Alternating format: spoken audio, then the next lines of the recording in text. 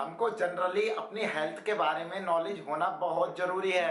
अगर हमको नॉलेज होगी तभी हम समझ सकते हैं कि ये प्रॉब्लम कैसे होती है, क्यों हो रही है, उसके ट्रीटमेंट क्या हो सकता है। जी हाँ, तो ऐसे ही मैं आज एक ऐसे टॉपिक के बारे में बात करने जा रहा हूँ जो कि लोगों का आम है, यानी कमर का दर्द। कमर का दर्द क्यों होता है, नस क्यों दबती है, कैसे दबती है और इसका मैकेनिज्म क्या होता है कि नस दब रही है तो दर्द हो रहा है, डिस्क बल्ज हो रहा है या डिस्क हर्निएशन हो रहा है, मतलब डिस्क से जुड़े सवाल, प्लस उसमें एंटेरोलिस्थेसिस मतलब हड्डी आगे की ओर निकल गई है या पीछे की ओर, वो मैं आपको समझाने वाला हूँ। इसीलिए आप सोच रहे होंगे कि मैं ये कप को हाथ में क्यों लिया हुआ हूँ। इसके सहारे से मैं आपको बहुत ही आसानी से समझा सकता हूँ। जी हाँ, कि ये एंटेरोलिस्थेसिस और मतलब disc bulge, disc herniation, slip disc क्यों होता है। तो चलो दोस्तों वीडियो को स्टार्ट करते हैं। उससे पहले कि मैं आपको अपना इंट्रोडक्शन दे दूं, I am doctor Nayan Singh, manual consultant physiotherapist. I am from Bareilly Baba physiotherapy clinic. मुझसे बात करने के लिए आप डिस्क्रिप्शन में लिंक दिए गए हैं, उन पे आप क्लिक करके मेरे से बात कर सकते हैं। तो चलो दोस्तों वीडियो को स्टार्ट करते हैं। मान लीजिए अगर कोई कमर में स्लिप डिस्क हुई है या डिस्क हर्निएशन, तो मैं आपको समझाता हूँ। हमारी वर्टिब्रा और डिस्क से स्पाइनल कॉर्ड से बनके जो हमारी जो है वर्टिब्रल कॉलम बना होता है, ठीक है। अब उसमें हड्डी, इस टाइप की कुछ हड्डियां होती हैं। ये एक उदाहरण के तौर पे मैं आपको जनरली समझा रहा हूँ। यानी कि एक हड्डी होती है, हड्डी के बीच में एक जो कि वो होती है डिस्क। तो डिस्क जो होती है कुछ इस टाइप की होती है और मैं बहुत आसानी से आपको समझाने की कोशिश करूंगा। बस आप इसको समझते रहना कि मेरे दो हाथ हैं, तो इसमें थोड़ा समझाने में डिफिकल्ट हो सकता है। तो ये एक डिस्क का उदाहरण है, ठीक है। ये हड्डी का, अगर हड्डी आगे बढ़ती है तो उसको क्या कहते हैं, और ये डिस्क अगर आगे की ओर या पीछे की ओर खिसकती है तो उसको क्या बोलते हैं। जो कि ज्यादातर एमआरआई पे ये वर्ड लिखे होते हैं जो मैं आपको भी बताने जा रहा हूँ। अगर उनमें से कोई वर्ड लिखे तो आज समझ जाओ कि ये प्रॉब्लम है तो है क्या और इसका ट्रीटमेंट भी कैसे होता होगा, ठीक है। चलो सब छोड़ो, मैं आपको बताता हूँ। एक इसके ऊपर कप रख देते हैं, ठीक है। अब आप समझ गए होंगे कि ये क्या बन गया, है ना।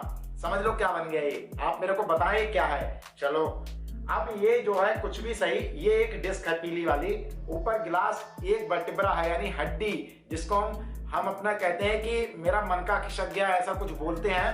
तो ये आम भाषा में इसको वर्टिब्रा बोलते हैं, जो कि रीढ़ की हड्डी, और बीच में डिस्क है।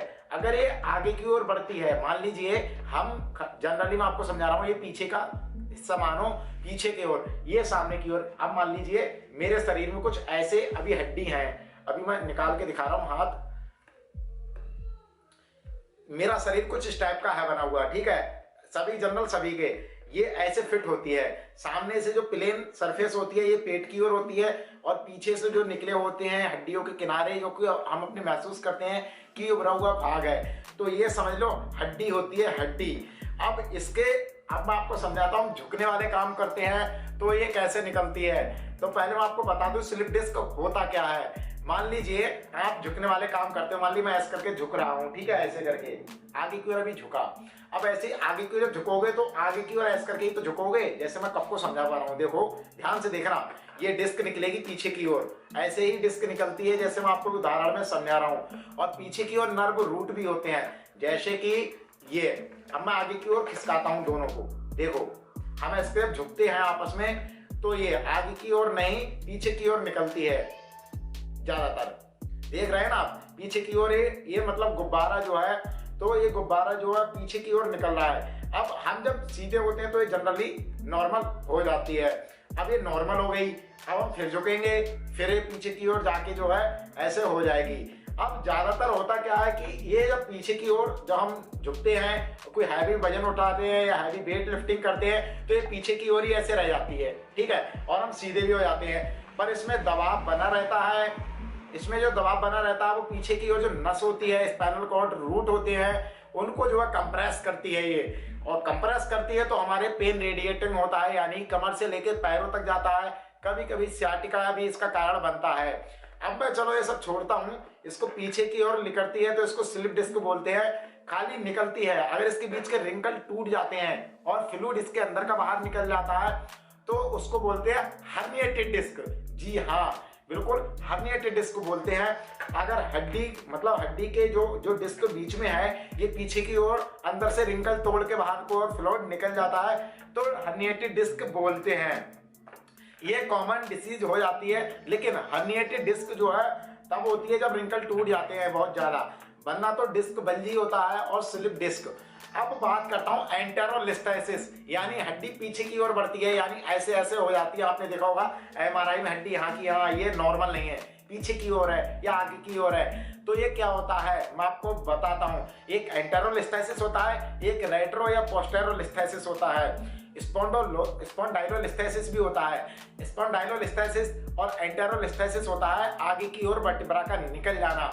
मैंने पिछले वीडियो में भी आपको बता रखा है, जो कि आई बटन पे उनके वीडियो के लिंक आ रहे हैं, क्लिक कीजिए और देखिएगा।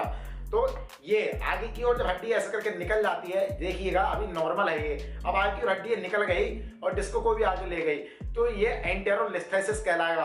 अब हड्डी पीछे की ओर ऐसे करके निकल जाएगी तो ये रेट्रोलिस्थेसिस कहलाएगा, यानी पोस्टेरोलिस्थेसिस। पोस्टेरो माने पीछे की ओर, रेट्रो माने पीछे की ओर, लिस्थेसिस माने खिसक जाना। ठीक है, तो हड्डी जब पीछे की ओर खिसक जाती है अपनी जगह से तो रेट्रोलिस्थेसिस बोलते हैं। इसमें सर्जिकल या नॉन सर्जिकल दोनों तरह से भी ठीक हो सकते हैं। कभी कभी कंजर्वेटिव ट्रीटमेंट से भी ये ठीक हो जाता है, लेकिन इसमें सर्जरी की भी आवश्यकता पड़ सकती है। अगर आप किसी अच्छे डॉक्टर से सलाह लेते हैं तो वो आपको राय जरूर देंगे क्या करना चाहिए। तो इसमें फिजियोथेरेपी भी आप करवा सकते हैं, जिसमें कि आपको जो आप पॉस्चर को ठीक करके बोन को अपनी जगह ठीक करने की कोशिश करते हैं फिजियोथेरेपिस्ट। तो मैं आपको यही रिकमेंडेड करूंगा कि आप पहले अच्छे फिजियोथेरेपिस्ट से और हड्डी के डॉक्टर से जरूर मिलें, प्लस आप न्यूरोसर्जन से भी मिल सकते हैं। अब हड्डी पीछे की ओर खिसकी है तो ये जो है हड्डी पीछे की ओर खिसकती है तो रेट्रोलिस्थेसिस याद रखना। फिर से बता देता हूँ, आगे की ओर खिसकती है तो एंटेरोलिस्थेसिस या स्पॉन्डाइलोलिस्थेसिस। अब इसमें हड्डी अब टूट जाती है, यानी जब हड्डी टूट जाती है तो उसे बोलते हैं स्पॉन्डाइलोलिसिस। ठीक है, स्पॉन्डाइलोलिसिस का मतलब होता है, लिसिस वर्ड जो लगा होता है उसका मतलब होता है टूट जाना। इसके ऊपर भी मैंने वीडियो बनाई थी, वो प्राई बटन पे आ रही है, उसको आप देख लीजिएगा। तो लिसिस का मतलब होता है टूट जाना, क्या हड्डी या वर्टिब्रा, तो ये टूट जाती है तो ये लिसिस का वर्ड जोड़ देते हैं।